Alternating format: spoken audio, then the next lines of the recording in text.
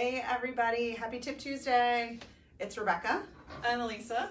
And I know we've been doing a lot of these one-on-one Tip Tuesdays, so we thought it would be fun to chat back and forth, and I think this is one of our favorite things to talk about, is annual reports, and we kind of consider this annual report season. Yeah. We love to jump in for people and start on their annual reports. A lot of fiscal years end with the end of July, but we really like to jump in and get your whole annual report ready to go. So when those financials are approved by your board, you can go ahead and just drop them right in and be good to go. So we start talking with people about their annual reports probably in about March or April. Yeah, sometimes even earlier. If they're ready to go in January, we will gladly talk about annual reports in January. Yep, and we can get it all ready to go, and then all you need to do is have that page and that placeholder ready to go. Yeah. So one thing I love to talk about is, you know, I have people come to us and they say, we have to do an annual report, right? Well, and not really. Yeah. If you can post your 990s, which are your financials, your financial forms on your website, you do not need to do an annual report. So when anybody comes to us about annual reports, what we really like to say is, why are you doing an annual report? Right. What's the objective of an annual report? So Lisa, what are some of the reasons when you've talked to people, like what's their reasoning behind doing an annual report? Well, they want to thank their donors. So it's always, you know, they want to make sure that their donors' names are in print and that they get to mail this out to donors, which is it's a great thing. And that's a great reason to print an annual report or to have an annual report, but it's not the only reason.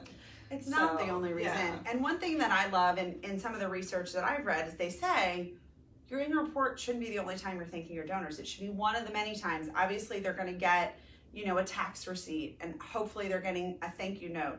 Maybe they're getting a thank you phone call, depending on that, or an invitation to an event. So you want to make sure you're thanking your donors throughout the year. But what I really love and what I've seen with organizations is really moving away from this is what happened in these 12 months. Right. Like being so stuck, like this is what happened in these 12 months.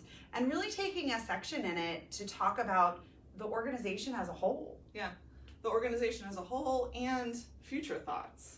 Yes. You know, we are definitely seeing a trend just with our organizations and clients that are saying, hey, we want to take a 2-page spread and talk about what we're planning next year or what the new program is, or, you know, and really take these moments to talk about what's, you know, what they've been able to achieve and what their plans are going to be because of this, you know, the support of their donors and the support in general. So I've definitely seen that too. It's been this like trend sort of with our organizations. Right. And what I love about that is that really brings me into one of, I think, the great tools is if you are going for major funding. So if you're looking for corporate sponsors, if you're applying for grants, telling the whole story of your organization and telling where you want to go is excellent. It's such a great thing to do. And another thing, a lot of the conversations we've been having with clients is how they can attract employees. And your annual report is actually a really great way. You could actually use it as a recruiting tool to say, you know, here's a little bit about us, here's some of our future plans, here's the work we're doing. Think about it. That's a great document for people to look through. And I will say, you know, in these, when you're submitting for grants, when you're recruiting people, for them to be able to flip through and look at those pages and look at those photos. And so that's one thing I love saying, pull it back. Why are you doing this? Yeah. We have other organizations that use it to kind of celebrate and pass out at an annual meeting. Yep. That's another great tool. One of the other trends we've seen over the years, and this isn't changing anytime soon, is the combination of the print and the online. And so maybe just mailing a small amount to higher level print donors and then doing an online version that actually inserts donors below a certain amount on your website. And that's a perfectly great way to reach out to people as well. Absolutely. And then you have less of the printed copies and you can make sure you're using those and you don't have those leftovers.